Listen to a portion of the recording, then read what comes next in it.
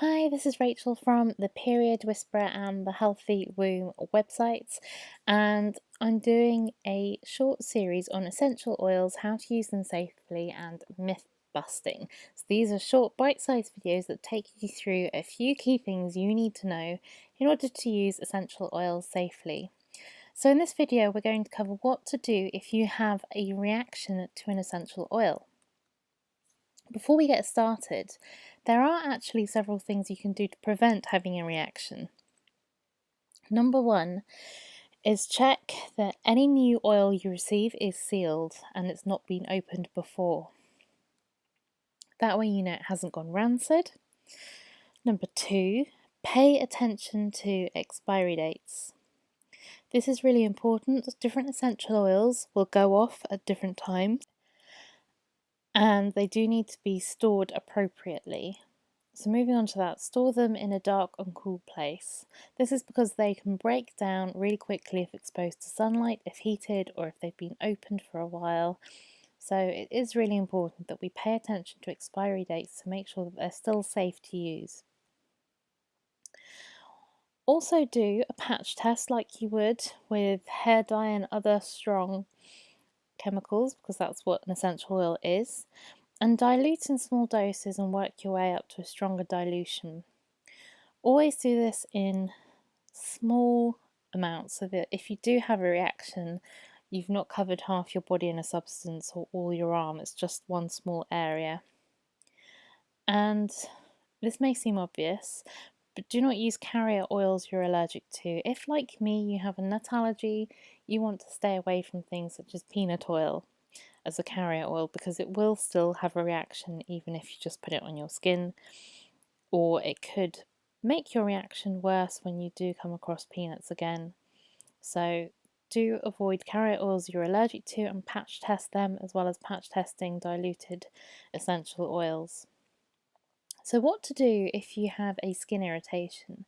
By skin irritation, I mean that you've applied the oil to a small area of your skin and you've now got a little pink patch where it is. It might be hot, it might be itchy, might even scab over or become a bit scaly, or you might get a raised bump. If it's just a small area, wash off with soap. Soap breaks apart fats and grease and oils. Or you can dilute with more oil. To be honest with you, I prefer to wash off with soap. And when I say dilute with more oil, I mean the carrier oil that you're safe with, not the oil that has caused the reaction. And I just want to really emphasize, this is not a detox reaction. When your body is increasing its ability to detoxify, it is using whole systems such as the livers, the kidney, the skin. You will see a more global reaction. You can't detox a patch of skin the size of a postage stamp on its own and not the rest of the body. So detox reactions are more global, and as a nutritionist, I know when to spot them. And please don't believe anybody who tells you that your small patch of skin having a reaction is a detox reaction. So if you get the essential oil in your eye, rinse out immediately with cold water.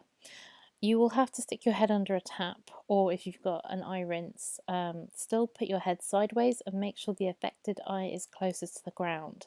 This is so that the water or the saline solution, whatever you're using to rinse out your eye, once it's rinsing it out and it's got whatever's left of the essential oil in it, you don't want it going into the other eye. So you want the affected eye closer to the ground, and you want to seek medical help as soon as possible and take the oil that you used with you. This is really important. Some oils can actually eat into the eye and make you blind, so you need to make sure that you take it with you so they can get the best information they can from wherever they contact. Usually there's a toxicology centre or something that they can go to, but they can only do it if they know what you've put in your eye. As for any other reactions, so if you're getting any other reaction, such as a chemical burn larger than the postage stamp size, or it's escalating, maybe you're getting breathing difficulties, hives, any other kind of adverse reaction other than the mild skin irritation, or if it's a child, especially if it's a baby, you must seek medical help immediately. What that looks like in your country could vary, but depending on the severity of the reaction, you may want to call an ambulance. Wash off the oil with soap, or again dilute with a carrier oil as much as you can. This is another reason why you should try things externally. If you've taken an oil, if you've ingested an oil internally and you're having a reaction to it, it's much harder to get that out your system than it is to remove something you've applied. Or if you're having a reaction to a diffused oil, you can leave the room that you're in. Much harder to get something inside you out. So do move away from the area where the oil is. Rinse, wash, either with soap and water or a carrier oil the area, if it's applied topically, as much as you can. If there are severe issues such as breathing or large areas of skin larger than postage stamp, you may want to go to hospital. Keep the oil that you use to show the attending medics they may need it in order to decide how to treat you appropriately. I hope that helps. I have a full safety and how to use essential oils in my Periodology Love Your Period course.